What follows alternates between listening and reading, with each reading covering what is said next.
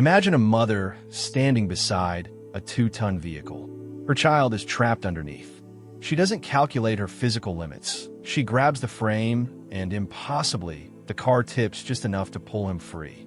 Or think of a composer who wakes up from a dream and writes down a complex symphony in a single sitting, as if transcribing a masterpiece that arrived already finished in their mind.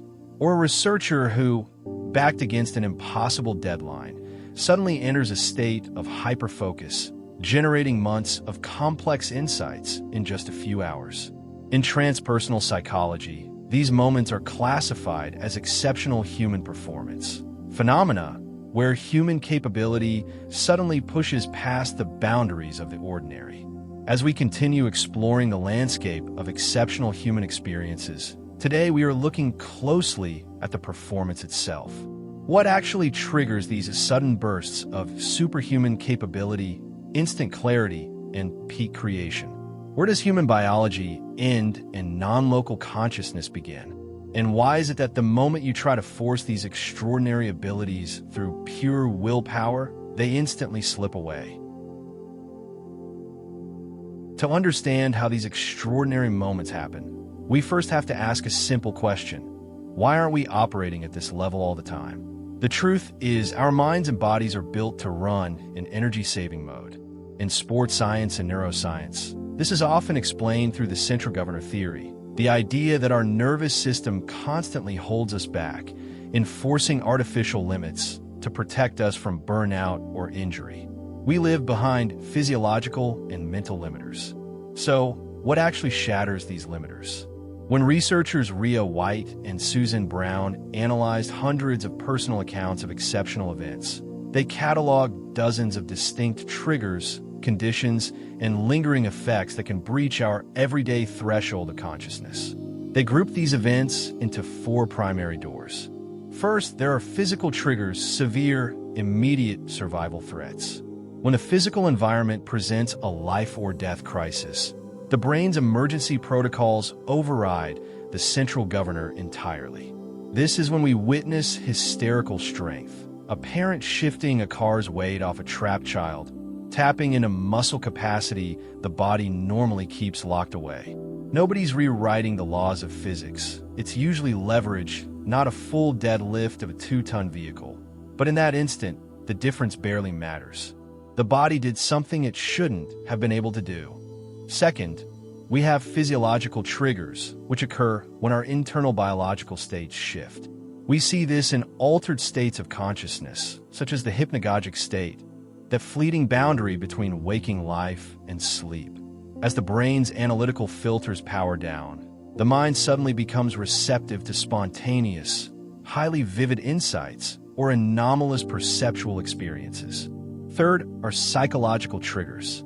Sometimes the trigger isn't a physical danger, but an overwhelming emotional or mental shift that completely disrupts our status quo. A sudden wave of profound grief, the shock of falling deeply in love, or being consumed by intense creative inspiration can temporarily collapse our habitual mental noise, locking us into a state of total hyperfocus. And finally, there are spiritual or intangible triggers, non-material events like a profound synchronicity. This is a moment where an internal thought or feeling precisely matches an external, highly improbable event in the physical world. It serves as a sudden shock to our worldview, forcing the mind to question where the self ends and reality begins. Whether it's a car crash, a half-asleep vision, or a striking coincidence, each of these triggers does the same thing. It disrupts our steady state and pushes the mind past its usual limits. But this brings us to a deeper, almost paradoxical debate. When these limiters drop and exceptional performance occurs, are we simply seeing an untapped biological emergency kit inside the brain, or is consciousness stepping entirely outside the body's physical machinery? To answer that question, mainstream science often looks directly at human hardware, our neurology and genetics. In many cases, extreme capabilities can be traced back to local biological quirks. Consider Joe Cameron, a Scottish woman who lives almost entirely free of pain, fear, and anxiety, thanks to a rare mutation that floods her system with anandamide, a neurotransmitter most of us break down almost as fast as we make it. Or take savants like Daniel Tammet, who doesn't just calculate numbers. He sees them as colors and textures and shapes, his brain wiring itself in ways that let raw calculation become a kind of sixth sense. In these cases, exceptional performance looks like an internal software upgrade or a localized biological glitch. The body is simply using physical tissue in an unusual way. But transpersonal psychology points out a critical boundary where pure biology falls short. What happens when exceptional performance transcends physical neural pathways altogether? When an individual enters a state of peak functioning, something far more radical than an adrenaline rush often occurs. The boundary between the observer and the environment begins to dissolve. In parapsychology and transpersonal frameworks, this is where psi processes emerge. We see this manifest in two distinct ways. Psi gamma, the anomalous reception of information across space and time, like sudden, precise telepathic knowing or intuitive insights that couldn't be derived from physical senses. And Psi kappa, or psychokinesis, where internal conscious intention directly interacts with external physical reality. In these moments, time seems to stretch or stand still, spatial distance loses its meaning, and the subjective ego temporarily merges with what transpersonal theorists call non-local consciousness. The individual is no longer just a biological machine reacting to a crisis. They are tapping into an interconnected, non-local field of awareness. This reveals a profound duality.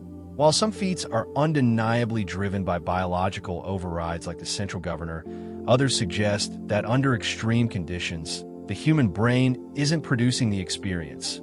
It is simply dropping its habitual filters, allowing non-local consciousness to shine through. Which leads us to the ultimate paradox of this phenomenon.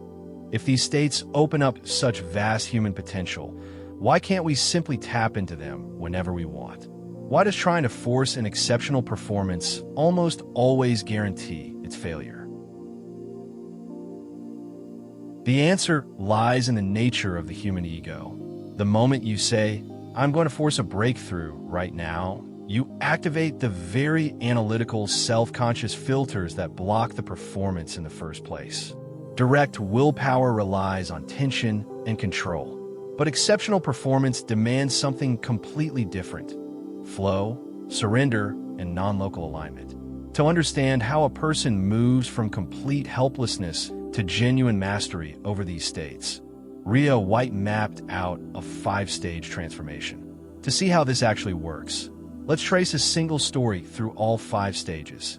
Imagine a researcher or artist who suddenly experiences an overwhelming, effortless burst of creative breakthrough, producing months of complex work in a few hours of total hyperfocus. Stage 1, the initiating event. It strikes out of nowhere.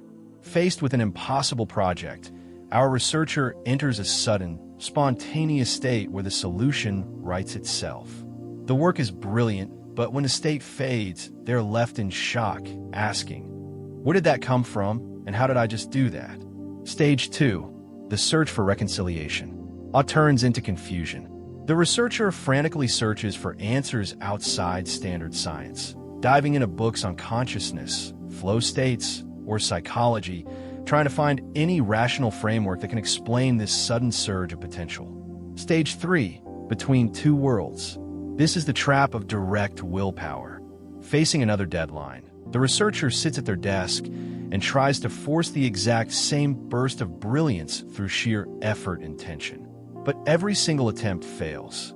The harder they push, the more blocked they feel, because using egoic force only tightens the mental filters that prevent the flow state. And then something shifts. Stage 4, in the experiential paradigm. The turning point happens when they stop trying to force it.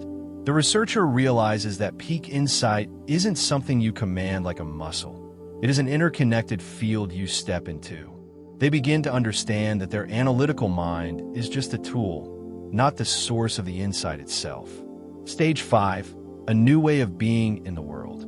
This is where true integration occurs, and genuine mastery is born. The researcher no longer views the breakthrough as a freak accident, nor do they try to exploit it for ego gratification. Instead, they reorganize their entire approach to life and work. They learn to cultivate the internal environment, managing their focus, intent, and daily rhythm, so that peak cognitive performance is no longer a chaotic explosion, but a natural, sustainable expression of their living potential.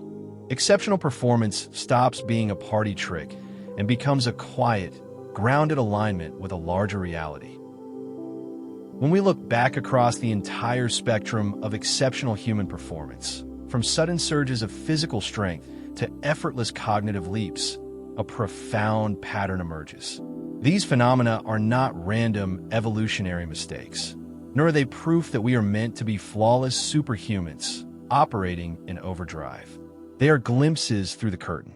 They show us that the neurological limiters we live with every day are just protective boundaries, not the true limit of who we really are.